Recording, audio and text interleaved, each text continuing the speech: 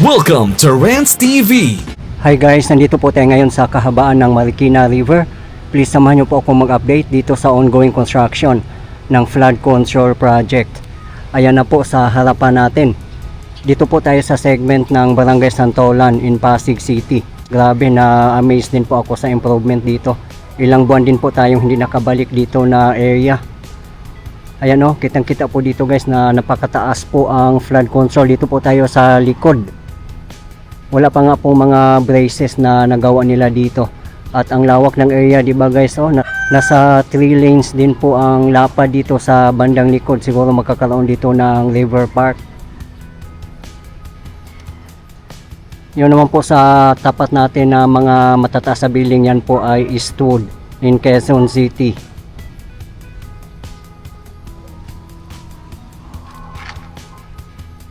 Ito po yung update natin today, August 5, 2026. Ayan guys, oh. Pag matapos na po yung kabuang flood control project dito, grabe. Maibsa na po ang pangamba ng mga residents dito. Sobrang taas po niya guys. Siguro nasa 5 to 6 meters ang taas po nito. Kaya hindi na po sila basta-basta babahain.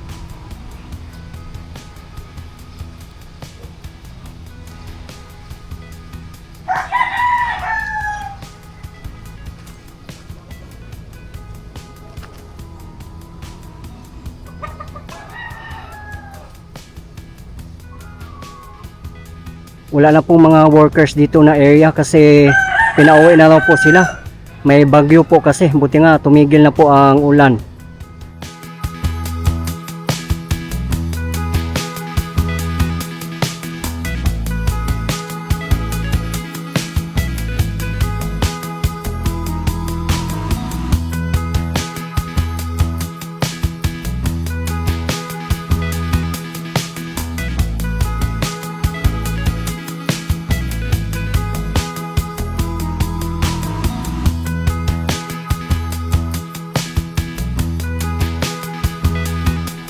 Nandito na po tayo guys sa other side ng Barangay Santolan sa may Tawiran.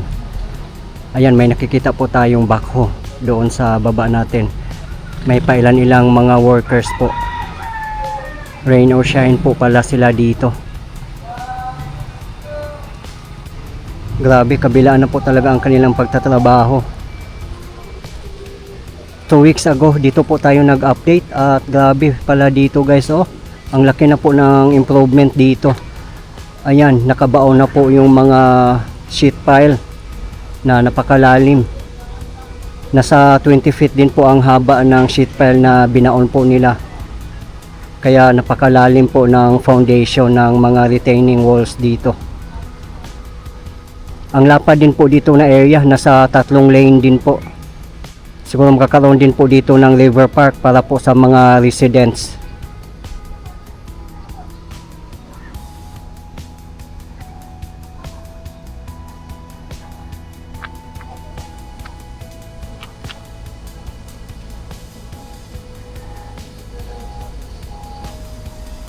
Doon lang po tayo galing kanina.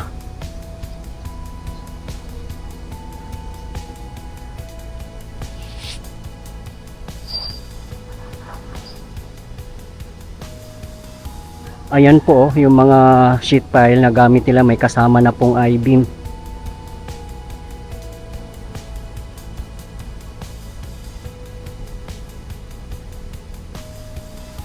Sa mga hindi po nakakalam, ang mga contractors po ng Marikina River Flood Control Project ay Toyo Construction Company Limited and Shimizu Corporation. Sila po ay mga Japanese construction firms.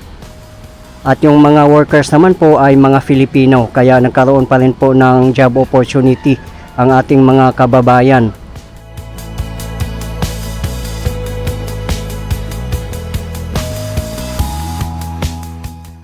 Kabilaan po ang project guys, kaya napakalaki po ng project ng DPWH or ng ating pamahalaan. Ang buong project naman po from Marikina Bayan in Marikina City up to Barangay Manggahan in Pasig City ay funded ng JICA or Japan International Cooperation Agency.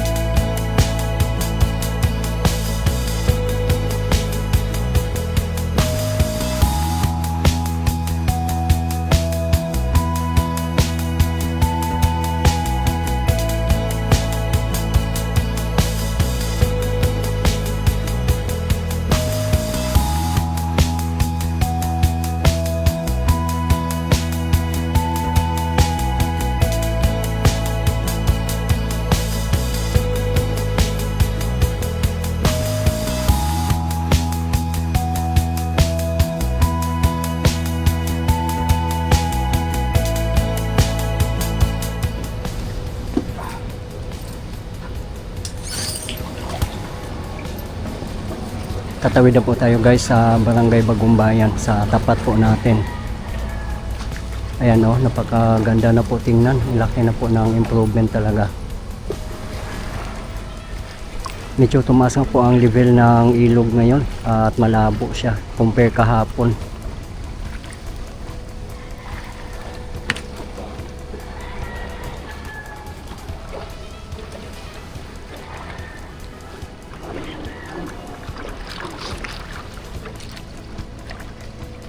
Sa mga hindi po nakakalam, ang pinaka-source po ng Marikina River ay galing po ito sa kamundukan ng Sierra Madre. Doon po sa taas natin. Madadaanan po ang mga lugar ng San Mateo Rizal, Marikina City, Pasig City at iba pang mga lugar.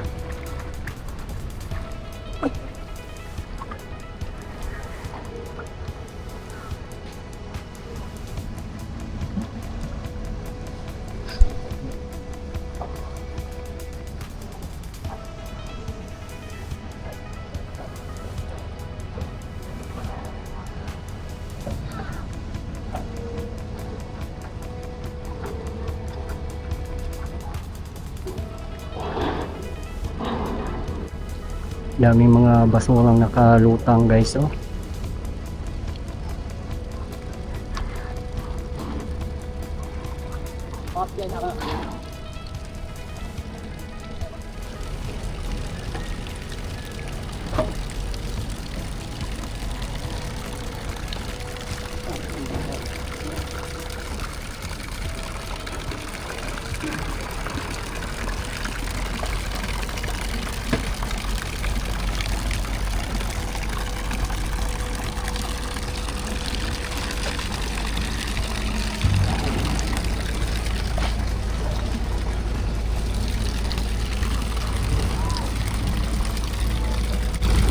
Kahirap nga lang po dito, lalo na ngayon madulas kasi maulan-ulan.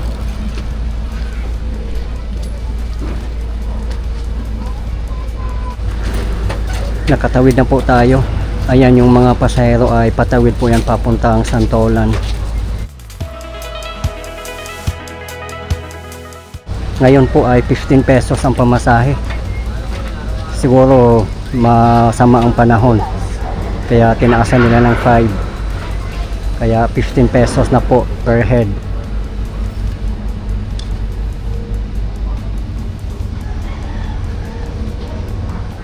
Yung status naman po ng retaining wall dito, ayon may maliit po na bulldozer. Pinapatag na po nila yung lupa. Tatambakan po kasi yan ng mga lupa yung likod ng retaining wall para mas matibay. At magkakaroon din po yan ng pathway, yung pinakabandang taas niya. At magkakaroon din po yan ng concrete railing.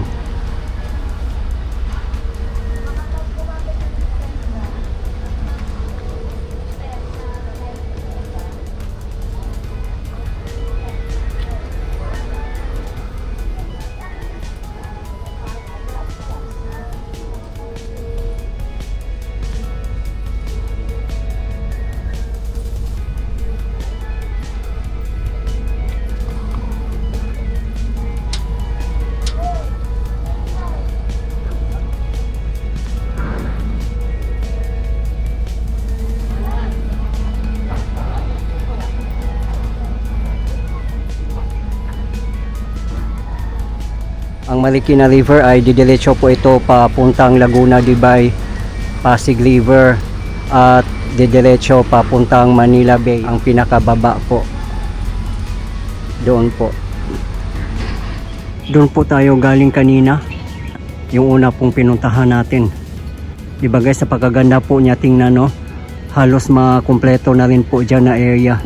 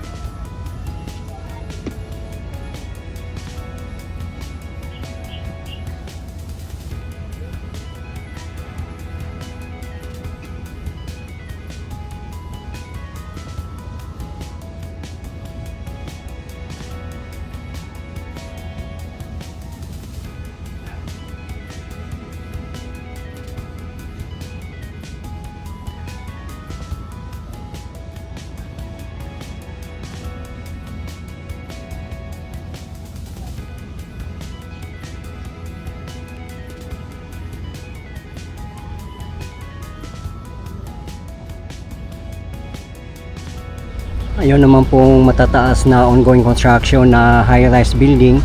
Ayan po ang relocation site ng mga taga Barangay Santolan in Pasig City. Napakaswerte po nila guys, nasa malapit lang din po ang kanilang relocation at high-rise building pa, kaya safe na po sila sa baha.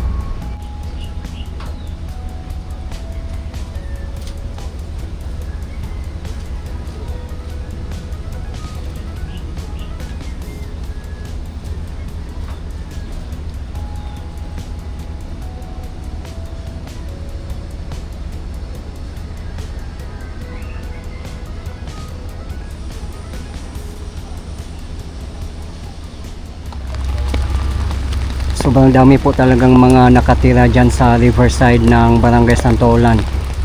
Ayan po sa tapat natin.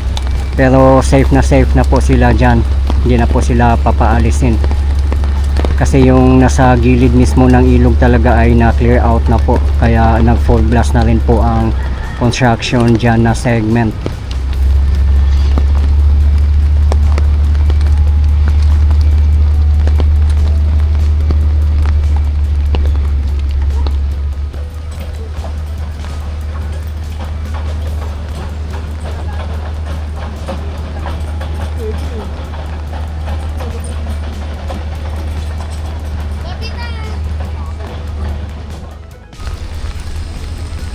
Marami pong nagsasabi na ang pinakamaganda at pinakamatibay na flood control project ay dito sa kahabaan ng Marikina River.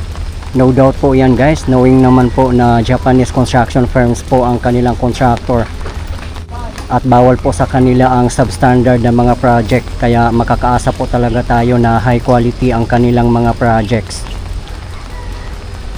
Yan guys, lumakas na naman po ang ulan. Ayan po ang pinaka river walk nya. Ang lapad din po niya nasa 2 meters din po. At abangan na lang po natin kung magkakaroon ba yan ng concrete railing na bamboo inspired. Same po sa ibang segment, yun po ang ginagamit nila. Para din po sa ating safety, mas maganda siguro may mga railings. Kasi hindi lang po ito pambaha, kundi pasyalan na rin po natin yung kahabaan po ng flood control project dito sa Marikina River ay magkakaroon po ng river park, esplanade at iba pa. Yung sa likod naman po ng mga retaining wall na to ay mga warehouses. Parang abandoned na po siya. Pero yung iba siguro dito ay operational pa. Nasa bandang unahan pa po ang residential area. Malayo-layo po dito sa riverside. Compare po doon sa Barangay Santolan ay nasa riverside po talaga yung mga kabahayan.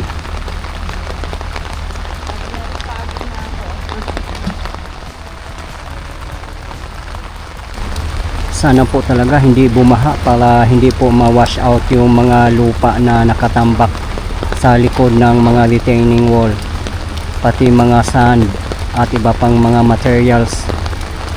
Kasi di ba guys, pag umapaw may tendency po talaga na maaanod yung ibang mga materials, lalo na yung mga light materials. Yung mga rebar naman po na nakikita natin sa bandang taas, yan po ay para sa concrete railing.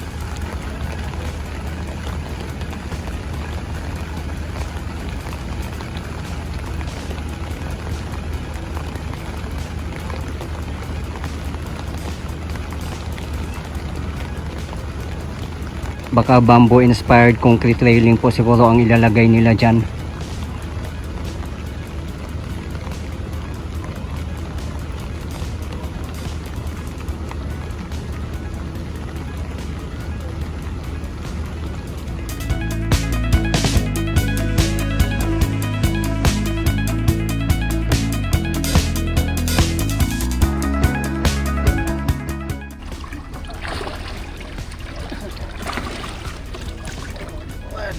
Two.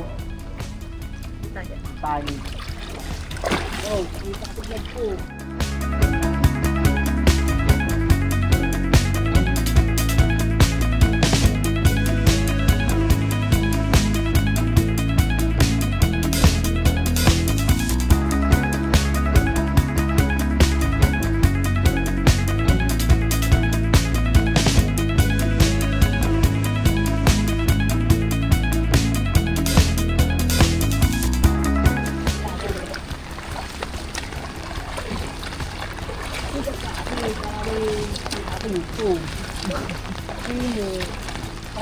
Shut out. Kaya nababaha na. Ay, tayo na eh.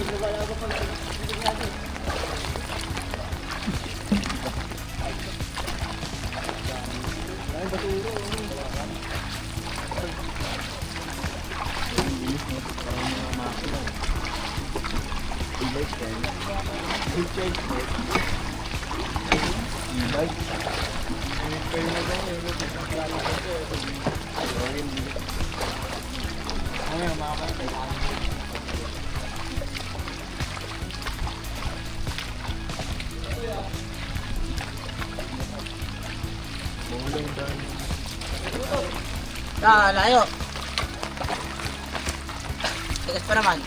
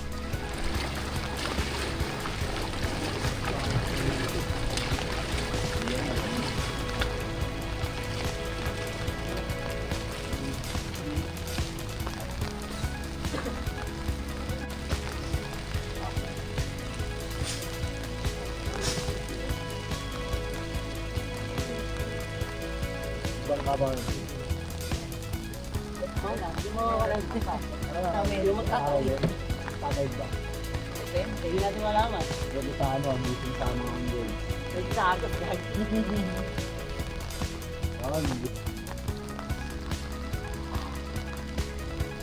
Mga pirata, babala. Ano kaya natin yung Magkatigil mo dyan, boy.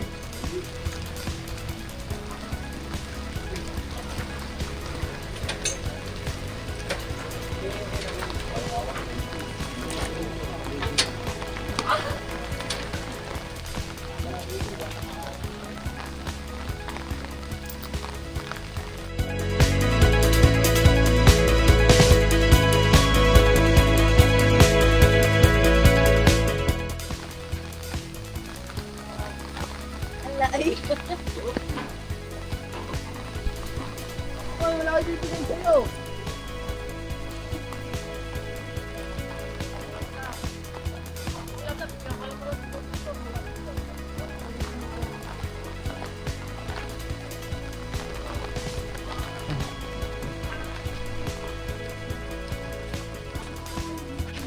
Lakas ng ulan guys.